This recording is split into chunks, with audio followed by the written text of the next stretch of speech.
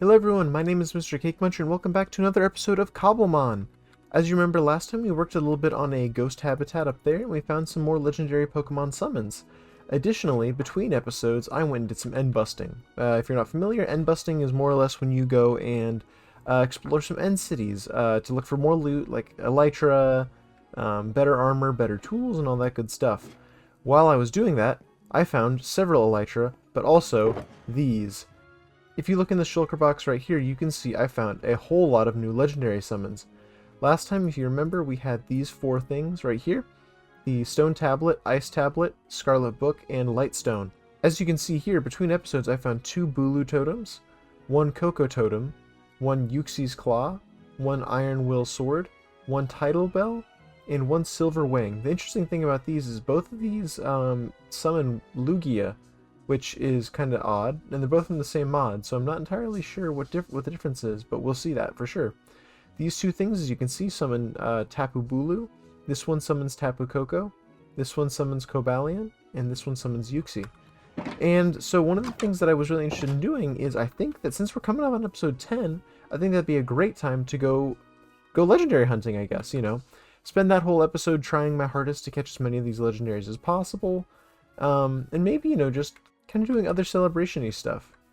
Between episodes as well, I'll show you guys right up here, I worked on and drastically changed my apricorn farm. Last time, if you guys remember, it was really small and honestly kind of a little goofy. It wasn't very efficient either, was the biggest problem. Is it would like occasionally get apricorns, but it was only like, it was all red and blue on the same machine. However, you can see here I have drastically overhauled it. On this side we have blue apricorns, 2 tiers of them, and on this side we have red apricorns, also 2 tiers of them. And I also built an auto crafter. I'll put the link to the video that I used for reference here in this video, and I'll put it in the description as well, and I'll show the little thumbnail right here. But essentially the way this works is it will automatically craft great balls for me. It's kind of like what I was originally setting out to do, but I figured out a way to make it work better. The biggest thing you'll see here is that the way that it works is it has 1 dropper for each item that I need in the Great Ball crafting recipe. So I have 2 droppers for blue apricorns, and then 2 for red, and then 1 for iron. However, unfortunately, because this is almost too efficient, as you can see here, I run out of iron very fast. And so the biggest thing that I've been doing is just kind of letting it stockpile apricorns, and in the meanwhile, in the meantime, between episodes, I need to find a better source of iron farming. Because, like I said last time, I don't really feel good about doing an iron golem farm. Because I feel like it's kind of mean just to make, you know, great balls a little more efficiently. Hey, Psyduck. But yeah, I think that what I'm going to do is work a little bit on improving my farms, or even getting just farms set up in the first place. That said, I do want to show you guys one other development that I did between episodes. I added some more members to the villager family. You can see here we've got Greg, but then we also added a cleric, a farmer, and a librarian. This farmer, actually, where did he go, is the kid of Greg and the cleric. And you can see I leveled up the farmer to max to get golden carrots and, importantly, cakes. And I think from now on what I'm going to do is at the start or end of an episode, I'll just do a little, take at least a bite or try to eat maybe a whole cake. We'll see, just to kind of live to the cake in my name. But yeah, you know, Greg, he was selling looting and Riptide, which they're not bad enchantments, but really one of the big things that I felt like I was missing was mending. Because a lot of my tools, namely my elytra in particular, was broken. And I had just farmed for phantoms for a while, but ultimately that just took more or less like 30 minutes of waiting, and then like I could only really get them during the daytime, or not the daytime, apologies, during the nighttime. And repairing my elytra just for that was kind of frustrating because it's not the most efficient thing in the world. However, you can see here, not Greg, but with this librarian, who doesn't have a name yet, he does sell mending. And so I think my thought process is, like, as far as villagers go, kind of like Pokemon, if there's any like fun names that we should give them, let me know. As well as like decorations for their little area down here. I think my thought was I want to make like a little like area for each villager with like fun little like references to their jobs and stuff like that with their beds. And I was originally thinking of having it match this like darker like interior aesthetic like we have out here, But if you guys have any other ideas, please let me know, because I really think that, you know, I'd love to hear ideas, just so that I don't end up kind of insulating myself. But yeah, I also went and farmed some slimes. So as you can see underneath here, I have a sticky piston now. Formerly, if you remember, I had just a piston, and it didn't pull the block back down, and so I had to leave the thing extended. It really wasn't too much work, I just had to go find a swamp. But this episode is going to be pretty cool. I did some thinking about what I wanted to do, just kind of moving forward. And I remembered in one of the first episodes, I talked a little bit about making like tributes to trainers or just regions or cities and stuff like that from the Pokemon series. And today I had my first like idea. I've recently been reading the Pokemon Adventures manga, and one of the things that I've really liked and kind of got an idea of was I wanted to try and build Red's house.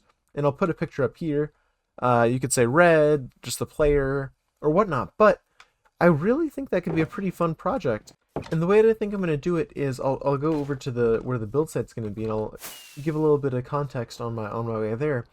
But I think my plan is more or less just to, you know, spend some time building out the house, maybe build some areas around it like Oak's Lab or something like that. You know, and really just start populating these build sites with Pokemon. This one in particular, I'll put up the list here, but Red has a very like certain team that he keeps on him at all times in the manga as he keeps going. And it is Poliwrath, Venusaur, Pikachu, Snorlax, Gyarados, and Aerodactyl. And I think that my thought was kind of just that we would work on building out this house for now, and the next time we can work on trying to catch some of the Pokemon. And you may see in my party, I already do have one of them caught. I between episodes caught a Gyarados, and you can see he's pretty big, which is really cool. In Adventures, Red actually gets this Gyarados from Misty, because it was originally her Gyarados, and like Team Rocket like captured it and did experiments. It's a whole thing. But yeah, my thought is just this little area will be the build site for Red's house, and my thought is that again we'll work on gradually like catching some of the Pokemon to live in this house, his own Pokemon. But Aerodactyl will probably take a little bit of time, just because we'll be looking not only for a specific Pokemon, but the Old Amber in particular, which you can only find from ruins, which don't even have a guaranteed chance to give you a fossil Pokemon. But nonetheless, we will remain vigilant. The other Pokemon too, like a Pikachu, shouldn't be too terribly hard. There's been a lot of Pichus that I've seen around. Snorlax, I don't really truthfully know how to find them. I know within like the games, especially like Diamond and Pearl, I'll use that as a reference here, you could like slather trees with honey to find a Munchlax and then, you know, evolve that up. I haven't seen any Munchlax. I think I've seen a Snorlax only once. But yeah, I think this can be a really fun project. Yeah, so what I'm going to do is during this episode, I'm going to go hunt for these Pokemon, some of them in particular. I think that like Aerodactyl and the Snorlax may have to wait until a later episode to have them like all the way down. Additionally, Red does have a couple more Pokemon that if we end up finding them, I'll also throw them in there. Those being a Nidorino, a Diglett, a Espeon, and a Sandshrew. But I feel like those are kind of going to take secondary priority after we get those first 6 in there. So without further ado, let's get started on a time lapse. Hey guys, editor Mr. Cake Muncher here. As you can see by this error, replay mod, which I had used for recording the time lapse, I in fact paused my OBS recording, corrupted the replay. So there is no time lapse. The gist is I built the Pokemon like house, and then I caught a shiny Kakuna. So yeah. Hey guys, so I just finished up the outside of the house, and you can see here that it looks a little goofy, I'll be honest. A lot of the sprites that I'm basing this on are based on the ones from Fire Red and Leaf Green, and the Pokemon Adventures manga, which I'll show pictures of here. But unfortunately, I feel like I tried a couple things on the inside, but the problem is that I don't really have a good feel for the space yet, and honestly, I think that I'm probably better off just trying to do that between episodes, because I did some reference imaging, and, like, I looked at some reference images, I should say, and I feel like bamboo mosaic would work best as the floor, because you can see in, like, Fire Red Leaf Green, as I'll show here, the whole floor is, like, this nice, like, mosaic-y pattern, in the kitchen and in Red's room, and I think that, honestly, like, I'd rather wait a little bit more time just to make sure I feel like this is done right. Because like it looks kind of goofy right now, but I'm trying to work within the confines of the source material. And I think honestly like that, it could be worse. Technically, like there should be a window, I think here. Like here. Let's actually put that in. Just based on the inside renders. But yeah, truthfully, I think it turned out pretty okay. I don't think it's particularly good or particularly bad. I tried to make it look like it does in Fire Red Leaf Green, and it kind of does. But I kind of don't know if I'm crazy about this design. I think I'm going to work within the confines of what I'm working with. So in this case, because the Fire Red Leaf Green design looks a little goofy, as does the Pokemon Adventures design, we're just going to let it look a little goofy. Now, as we talked about earlier, I only have the Gyarados. I still need to get a Venusaur, a Pikachu, a Snorlax, an Aerodactyl, and a Poliwrath. However, I think that's going to take some time. I did a little bit of off-camera exploration looking for both bamboo for the floor and for any of those Pokemon with no avail. Apparently Pikachu is harder to find than I thought, and I feel really silly because like my main base is in a plains biome. And I'm like, oh, of course Pikachu will spawn here because it's a mouse. Well, no, it doesn't. I've seen a couple of Pichus, but my guess is probably that Pikachu spawns in forest biomes because that's where he spawns in like Gen 1. So with that said, I think that next time we will work a bit more on fleshing out the inside and getting the Pokemon in there.